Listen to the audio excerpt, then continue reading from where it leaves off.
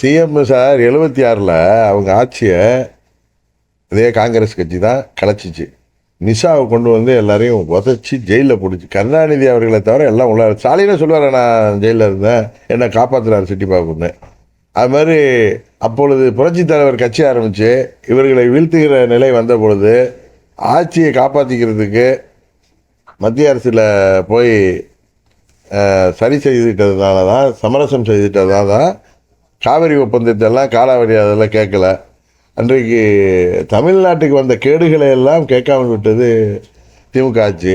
இன்னும் நமது தொப்புள் கொடி உறவுகளான இலங்கையில் அவர் ராஜபக்சே ஆட்சியில் எல்லாரையும் பல லட்சம் தமிழர்கள் கொல்லப்பட்ட பொழுது இந்திய இராணுவம் உதவி செய்தது இந்திய அரசாங்கம், காங்கிரஸ் அரசாங்கம். அப்போ கண்மூடி வாய்ப்புத்திருந்தாங்க கூட்டணி ஆட்சியிலிருந்து.